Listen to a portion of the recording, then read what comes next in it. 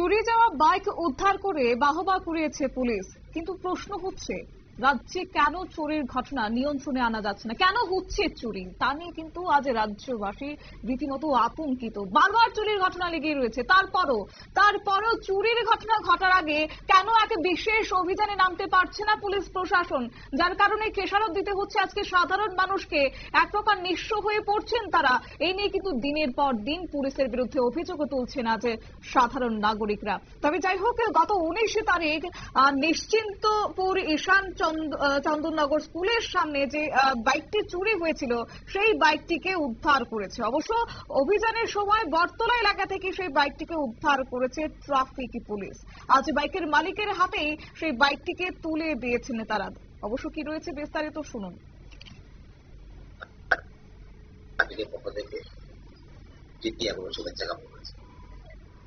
আজকে আমরা এখানে সহজ হওয়ার ছোট্ট থাকা উদাহরণস্বরূপ কারণ হচ্ছে এই মাসের 15 তারিখ হইতে আগামী 25 তারিখ অব্দি আমাদের ট্রাফিক ডিভিশনে একটা স্পেশাল এনফোর্সমেন্ট ড্রাইভ চলছে।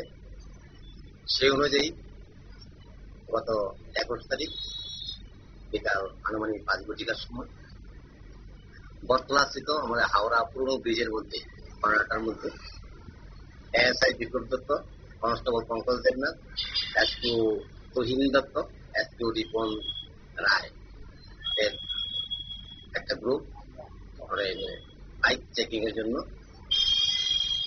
দাঁড়িয়েছে।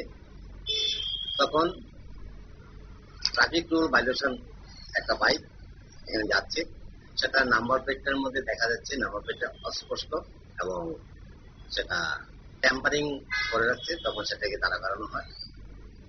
তো পেছন দিকে দেখা যাওয়া যায় পেছন দিকে একটা নাম্বার প্লেটও নেই।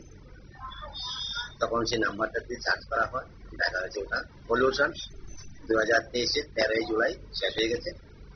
তখন তারা বলছে যে বাইকটা পলিউশন নেই, ফাইন কাটতে হবে।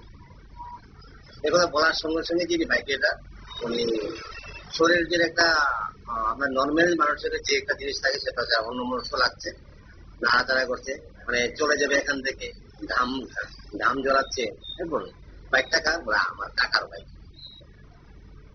কাগজপত্রগুলো দেখো টোকাল বাড়িতে আছে। সেই বলতে বলতে সেখানে যে এসপিও রিপন রায় আছে তার বাড়িও নিশ্চিন্ত।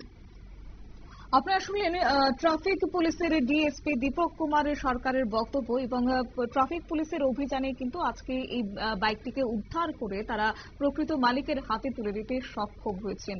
অবশ্য সাম্প্রতিক সময়ে আমরা দেখেছি একাধিকবার ট্রাফিক পুলিশের সদর্থক ভূমিকা গ্রহণ করতে এবং কখনো বা চুরি যাওয়া বাইক, কখনো বা বিভিন্ন সময় বিভিন্ন জিনিসপত্র উদ্ধার করতেও সক্ষম হয়েছে ট্রাফিক পুলিশ। কিন্তু সেই জায়গায় পুলিশ কি করছে, রাজ্য পুলিশের কেন সেক্ষেত্রে বারবার ব্যর্থতা দেখা দিচ্ছে, তা নিয়ে কিন্তু একটা ক্ষোভ উগরে দিচ্ছে আজ রাজ্যের একাংশ মহল। নিয়ে নিচ্ছে ছোট্ট একটি বিজ্ঞাপন বিরতির সঙ্গে থাকুন।